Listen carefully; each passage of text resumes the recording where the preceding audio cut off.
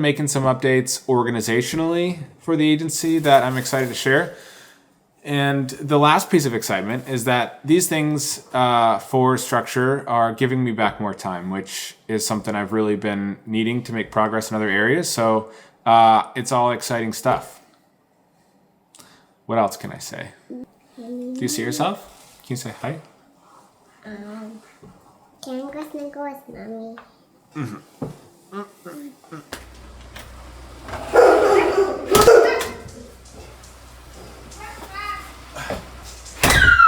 Woohoo! Let's see what we got here. I was looking for my box cutter so I don't have to open these like an animal, but I could not find it, so. PB. We have got, man, this lighting is real rough.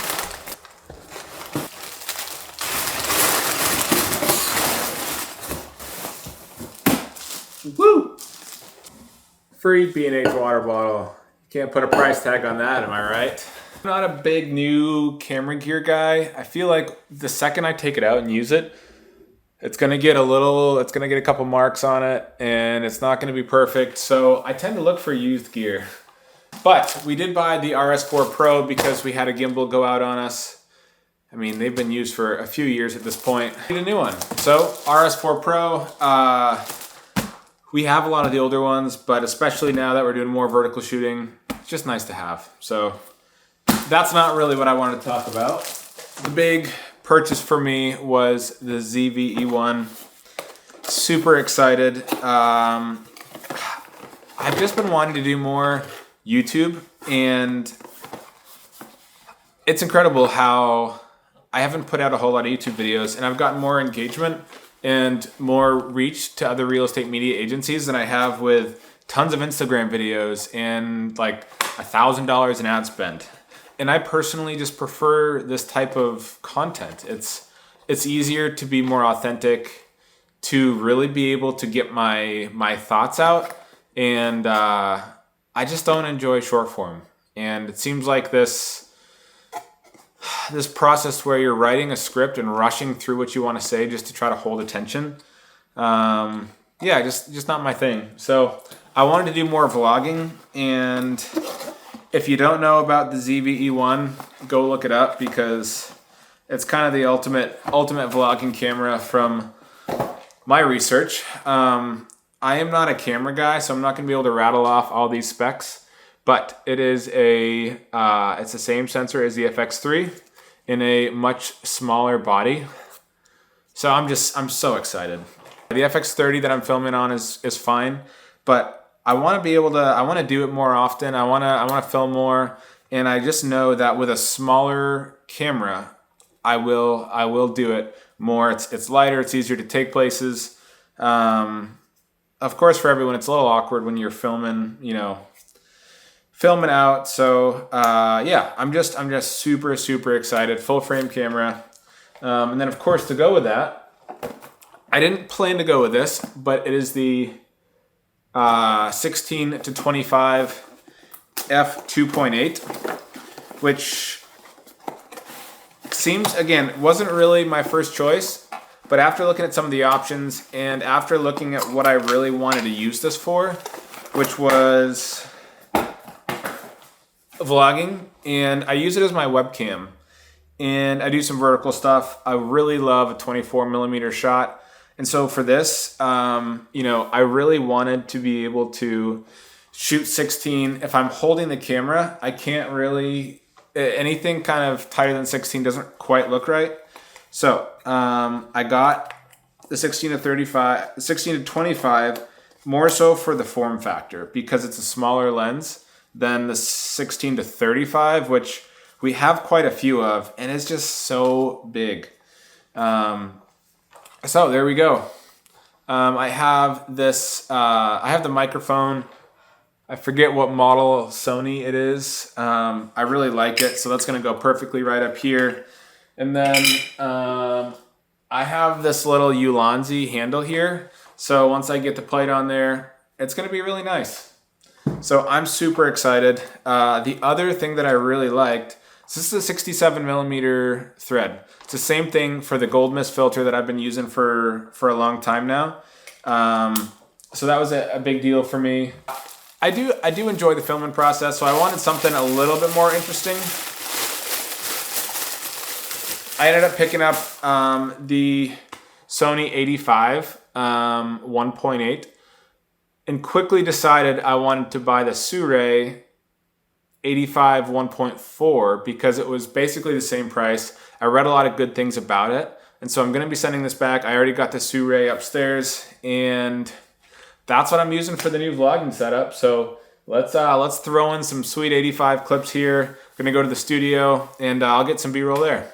First, I have to acknowledge that yes, an 85 millimeter is not a vlogging lens. I get that.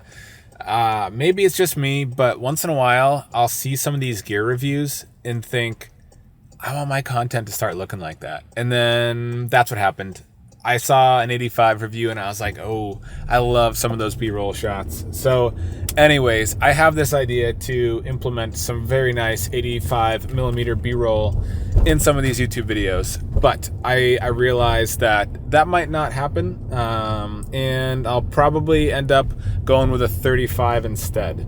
So I am aware, had to clear that up. Next, I wanted to share a little bit about our swap to AI, because this is a great precursor and a great example for why we are really working on changing around some roles in our organization, and I should say agency. Organization sounds too official. But there's just been a need for changing and clarifying some roles and responsibilities. And our photo editing is a great example why. Currently, we have been sending out all of our photos to our photo editor, a great high-end editor. They've done a great job, but it's pretty easy where our photographers send them all in, and then our virtual assistant will download them and upload them and deliver them to clients, and virtual twilights happen, and then we have a little bit of a different process for our editorial photos and some other things that we do. But now that we are changing our editor, we have now our photographers, our virtual assistant, a photo editor, and potentially some other people who are all going to be involved. And so when you have a process that is involving so many people, you really need to have some real clear instructions on how you want it to operate, or you're going to have problems. So at least for me, that's been my experience. I've seen that over and over again, where we tweak things, we change something, I don't document it well.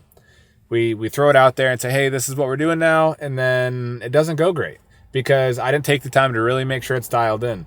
And then something like photos, such a huge piece of what we do. I want to make sure that we're not going to run into any issues and drop the ball or deliver bad photos. So I'm going through very specifically. I'm reviewing each step of the process, making sure we have clear instructions. What if this happens? What if this happens? What if this happens? What if this happens? And making sure that each person along the way is going to know exactly what to do. And it's a great experience. And again, it's something that we needed to do. We are going to be cutting our costs substantially, and this is another big piece of it. When we joined this photo editor, we wanted really good photos. So we were paying almost $1 per photo. It's gone down a little bit since, but we're going to be paying less than half that, I believe. Moving to AI, we are also hiring a photo editor and basically a QA person who can help us make sure and look over all of our AI photos, make any adjustments if we need, and also edit some of our other styles of photos that we want.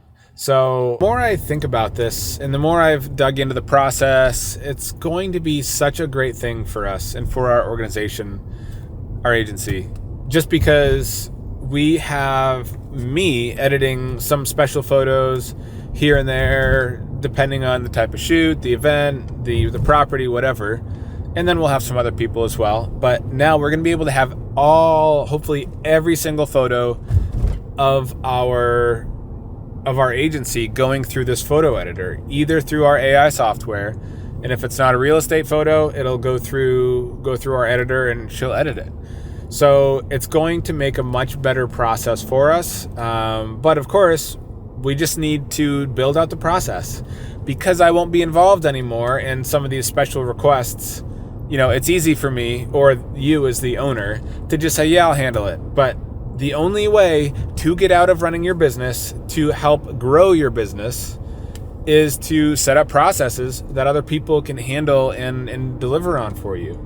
So I've been bad at that. I've created some processes so that we can get by and function, like the big things that I'm not involved in. I've got great processes for, but I've been a little bit lazy and a little behind on some of the processes I am involved for. I don't detail it well because I just know it and I can handle it and I can make decisions. That's just not sustainable. And that's what I've been feeling as we've been growing this year in particular, is just this kind of feeling of, wow, I'm still doing a lot of things and it's hard to get out of the day to day when I'm involved in so much. I really don't love using AI more than I need to, at least at this point. Maybe it's just me, but it's almost a no-brainer, I think, at this point for real estate media, and at least for photos. For photos, that's the only thing we're really leaning into right now, aside from some help with some ChatGPT things. But it's getting so good, and it's just going to be getting better. And so it's kind of a no-brainer to move from a high-end, hand-edited option to a AI with human assistance option. So it's going to be a huge savings for us, which is going to go a long way in the bottom line, and it's going to free up some options for us to do more, and it's going to be great to have an editor in-house that can help with other things. So that's the move we're making. I want to break down a little bit more processes and systems and how we're restructuring our agency in a little bit, but first we're going to the studio. We're going to pop in and see Sam. He's doing a shoot with a client. I got to pick up a couple pieces of gear from him and do some more errands. We'll check in there soon.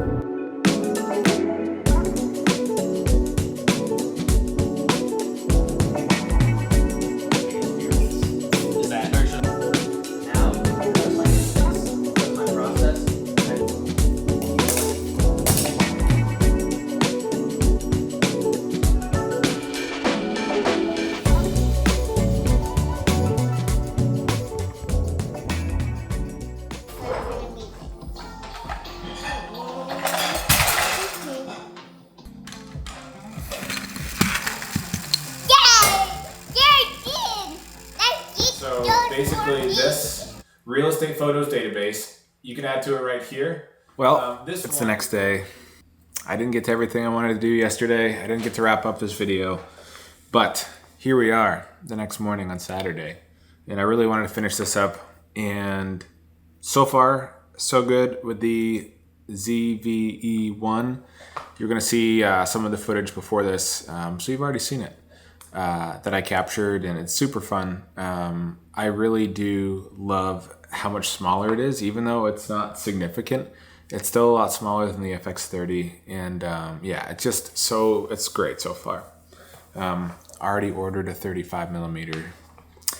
But I want to wrap up with some of the organizational changes that we're making, and I just quickly broke down this Miro board, and I'm gonna throw it up on the screen here. So I kind of want to just explain the changes that we're making at Structure right now and why they're important, and why I think it's important for every agency and organization to be thinking through these things and making some of these changes, because I didn't know just how important some of these things were, and I just didn't really fully conceptualize what it looked like. Just when someone says, hey, you have to have systems. All right, well, what does that mean? It's so vague. So this isn't going to fully clarify it by no means, but I think this is a nice little breakdown of, what I've been feeling and noticing and seeing, and just exactly why this is important. So I think I've got it thrown up on the screen now. So we've got listings. So this is what I see as the pipeline, right?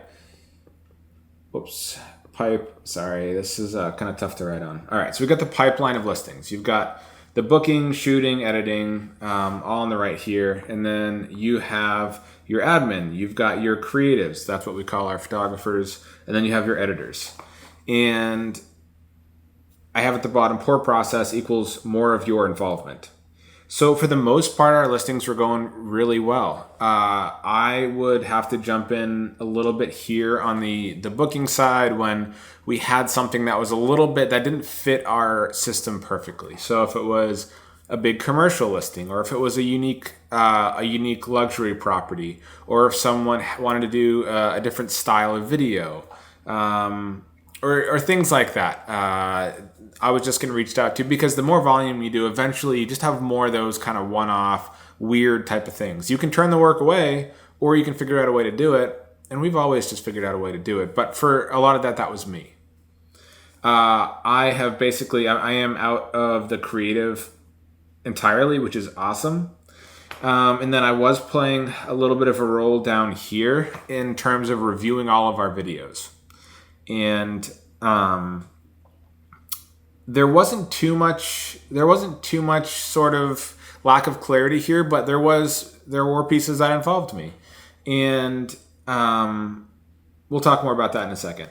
But then for our marketing shoots, I basically just copied this over.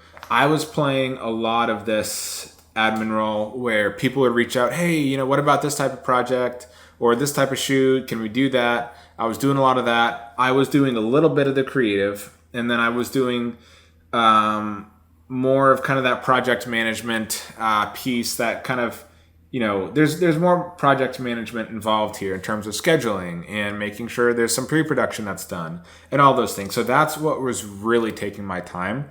And again, as we've been growing, this slowly balloons, and before you know it can kind of run you over, and that's okay for a while. So our org chart really was, this top part here. I'm gonna scroll down, but just focus on the top for now. It was basically just me, and we had, everyone else. It was a pretty flat organization, which meant all of our creatives were out in the field, basically maximizing their time, right? If they're out making money and paying them, we weren't really paying for any downtime. And that's important to make money, to stay flat and to not pay for anything you don't need. But now we're transitioning out of that, because again, everything's kind of building up, and I've become the bottleneck. And also I don't want to be the person doing all this stuff. So I really have been the bottleneck for a lot of these things in terms of like right here for some of the admin work, for some of the editing work.